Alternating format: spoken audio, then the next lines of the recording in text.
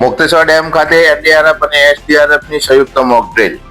કુદરતી આપત્તિ ક્યારેય દસ્તક દઈને આવતી નથી, પરંતુ જો તૈયારી પૂરી હોય તો જાનમાલનું નુકસાન ચોક્કસ ઘટાડી શકાય છે.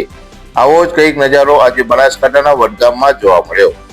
વડગામના મુક્તેશ્વર ડેમ ખાતે આજે એનડીઆરએફ અને એસડીઆરએફની ટીમોએ પૂર જેવી સ્થિતિનો સામનો કરવા માટે એક હાઈ લેવલ મોક ડ્રીલ યોજી હતી. આ કવાયતનો મુખ્ય હેતુ પૂર સમયે તાત્કાલિક બચાવ કામગીરી અને વિવિધ વિભાગો વચ્ચેના સંકલનને ચકાસવાનો હતો. બનાસકાંઠાનું વહીવટી તંત્ર કોઈ પણ આપત્તિ સામે લડવા માટે કેટલું સજ્જ છે તેનો ચિતાર આજે મુક્તેશ્વર ડેમ ખાતે જોવા મળ્યો. મોક ડ્રીલ દરમિયાન સ્થિતિ એવી ઊભી કરવામાં આવી કે જાણે ડેમમાંથી 50,000 ક્યુસેક પાણી છોડવામાં આવ્યું હોય. આ પાણીના તેજ પ્રવાહ વચ્ચે એક બોટ પલટી જાય છે અને તેમાં સવાર 4 વ્યક્તિઓ જીવન મરણ વચ્ચે ઝોલા ખાઈ રહ્યા છે. આ સંદેશ મળતાની સાથે જ એનડીઆરએફ અને એસડીઆરએફના જવાનો એક્શનમાં આવ્યા હતા. અત્યાધુનિક સાધનો અને બોટની મદદથી જવાનોને ગણતરીની મિનિટોમાં આ ચારેય વ્યક્તિઓને સલામત રીતે બહાર કાઢી તેમનું રેસ્ક્યુ કર્યું હતું.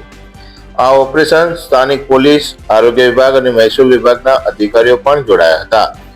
માનવ જીવન અને સંપત્તિની સુરક્ષા સુનિશ્ચિત કરવા માટે તંત્રએ આંતરિક સંકલનની આકરી કવાયત કરી હતી. પાલનપુર પ્રાંત અધિકારી કમલ ચૌધરીએ જણાવ્યું હતું કે આજે મુક્તેશ્વર ડેમ ખાતે અમે એનડીઆરએફ અને એસડીઆરએફની સાથે મળીને સંયુક્ત મોક ડ્રીલનું આયોજન કર્યું હતું. અમારો મુખ્ય ઉદ્દેશ આગામી ચોમાસા અથવા પૂર જેવી સ્થિતિમાં રિસ્પોન્સ ટાઈમ ઘટાડવાનો અને તમામ એજન્સીઓ વચ્ચે પ્રોપર કોઓર્ડિનેશન જાળવવાનો છે. તંત્ર સંપૂર્ણ રીતે સજ્જ છે. આ મોક ડ્રીલ દ્વારા સાબિત થયું છે કે બનાસકાંઠાનું તંત્ર કોઈપણ કપરી પરિસ્થિતિમાં નાગરિકોની સુરક્ષા કરવા માટે સક્ષમ છે.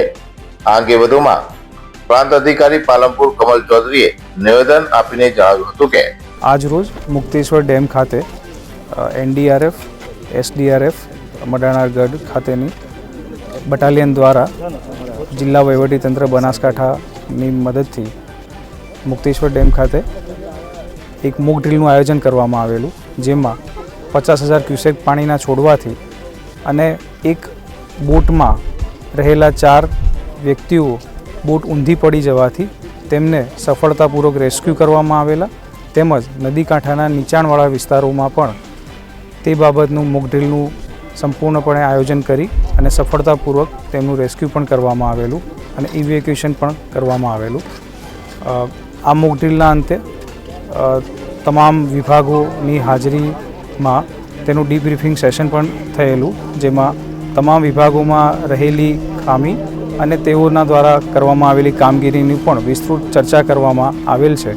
ભવિષ્યમાં આવી કોઈપણ ઘટનાનું બને તો તેની પૂર્વ તૈયારીમાં કોઈ કચાશ ન રહે એ બાબતનું આજે મોક ડ્રીલનું આયોજન કરવામાં આવેલું હતું. Thank you. બ્યુરો રિપોર્ટ, રાષ્ટ્ર વિચાર, ગુજરાત ન્યૂઝ. અહેવાલ લક્ષ્મણજી ઠાકોર, બનાસકાંઠા.